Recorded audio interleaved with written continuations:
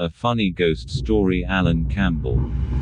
Yesterday, I popped over to have a rehearsal with my music friends. Busy week next week with quite a few Christmas shows coming along.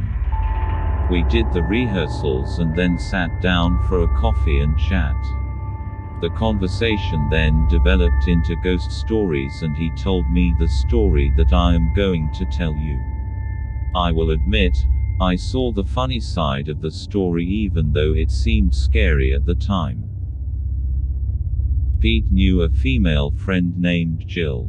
They were just friends and worked together in a factory, but they kept in touch with each other. One day, Pete got a call from Jill saying she had just moved house and thinking of a housewarming party. Pete said, "Great, I will be there." Jill invited her friend Susan along. To cut a long story short, Pete fancied Susan and before long they were dating. By this time, Jill's house was basically finished with the decoration and some building work except for one of the rooms upstairs. There was a big bedroom and the builders were putting in a partition where a toilet and shower would be. The builders put big dust sheets over the partition just to cover it up. Well, that weekend, Pete and Susan was going to stay in that room. Jill invited her friend Susan along. To cut a long story short, Pete fancied Susan and before long they were dating. By this time, Jill's house was basically finished with the decoration and some building work except for one of the rooms upstairs.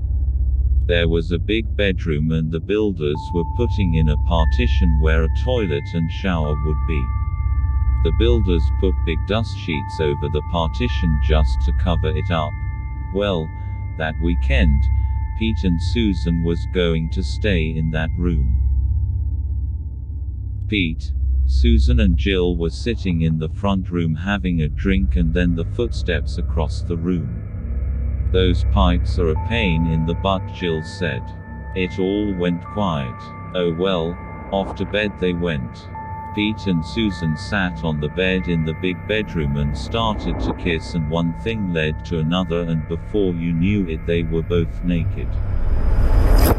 Susan bent over the bed while Pete came up behind, and before the hanky-panky started, one of the dust sheets lifted from the partition and flew through the air. Pete said it looked like a giant manta ray swimming in the air. Then the whole partition started to shake as though someone was trying to pull it down. Susan jumped into bed and pulled the covers over her head. Brave Pete tried to climb out the window in the nude, thinking he would climb down the drainpipe. Jill heard the noise and came rushing in and turned the light on. The sheet fell to the ground and the partition stopped shaking. Must have been a right sight seeing a naked man half out of the window. It was then I thought of something funny and couldn't stop laughing. If someone said to Susan, "What did you have for dinner tonight?" Well, I was going to have sausage, but it went out the window. Maybe their sexual energy upset the ghost. Monday came and Jill told the builders what happened with the dust sheets. She didn't mention anything else except the pipes banging. The builders shook their heads. Nothing wrong with the pipes and haven't a clue how the dust sheet fell. And one of the builders with a cheeky grin said, "Maybe it was a ghost." Jill sold the house when it was finished and got a good price for it. Poor old Susan got no sausage that night. I think she may have become a vegetarian.